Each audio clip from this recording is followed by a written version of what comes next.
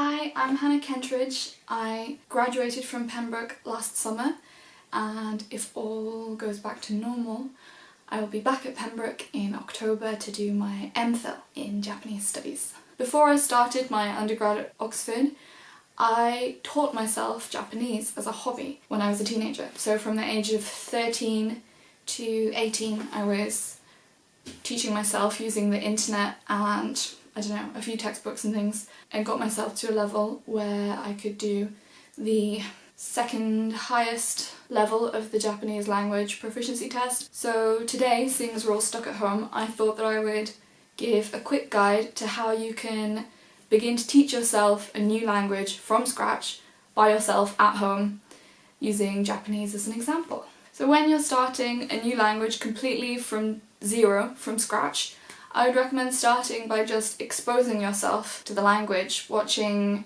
movies, TV shows, cartoons in the language you want to learn with English subtitles, just so that you can get a feel for the language, how it sounds, the rhythm of it, and I suppose just whether it sounds like a language that you'd be interested in producing yourself. So from the age of about 10 probably, I was watching a lot of Japanese anime cartoons, and even just from watching it without even really trying to study, I picked up quite a few phrases and a fair bit of vocabulary just from passively watching it with English subtitles. On Netflix there's tons and tons of Japanese movies and TV shows.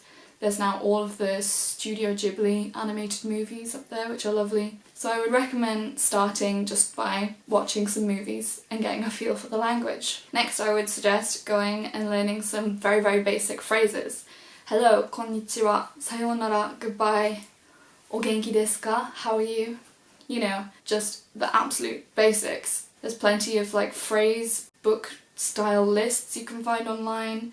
There are videos of people showing you how to pronounce it correctly, and if you've watched some Japanese TV shows and stuff, you will have an idea for how it's supposed to sound. Just practice making these sounds with your mouth, and then with that you can decide whether it's a language for you.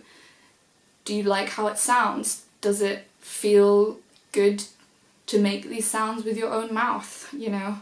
Are you able to pronounce it? Starting with some basic phrases is a good way just to figure out if it's the language for you. So now you know how to introduce yourself, maybe you can say hello, maybe you know a few pieces of vocabulary. Next is beginning to tackle the Japanese writing system. So Japanese is notorious for having a very difficult writing system with 3 different alphabets, but when you're an absolute beginner you only need to worry about one alphabet, hiragana. There are, I think, 46 characters in the hiragana alphabet, made up of 5 vowels and 12 consonant sounds that connect together to make one character. I think that you can learn hiragana in a pretty short amount of time. I would recommend using visual mnemonics to remember the sounds that go with each of the characters.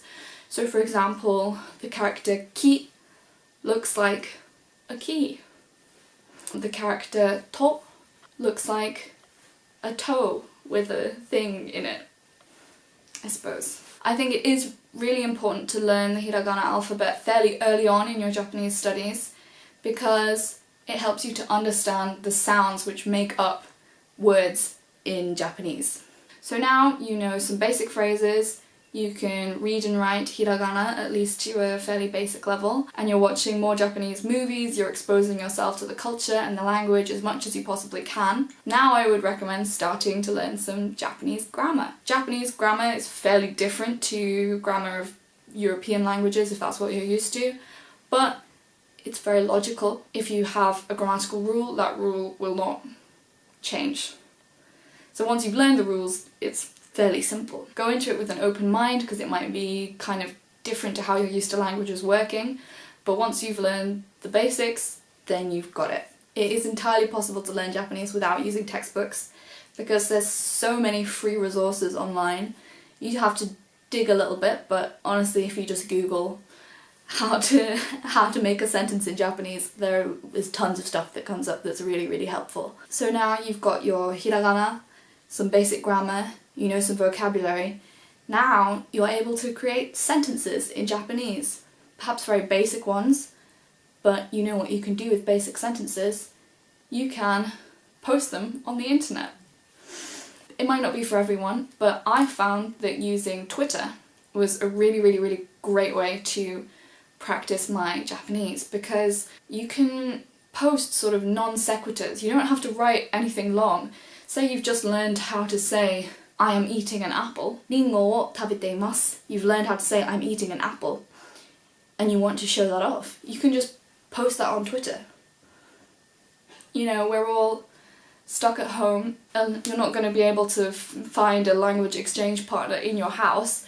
So I find that connecting with other language learners and native speakers of Japanese on the internet is a great way to practice. I used to just chat to Japanese people on Twitter who would kindly correct my Japanese. It's also why I started my YouTube channel, because filming yourself speaking the language you're learning and then listening back to it is a really great way to spot any mistakes and correct yourself. And then if you fancy posting it online, then people can correct you as well. So yeah, we live in a wonderful age where we have so many language learning resources at our fingertips all the time, and we can connect with people from all over the world.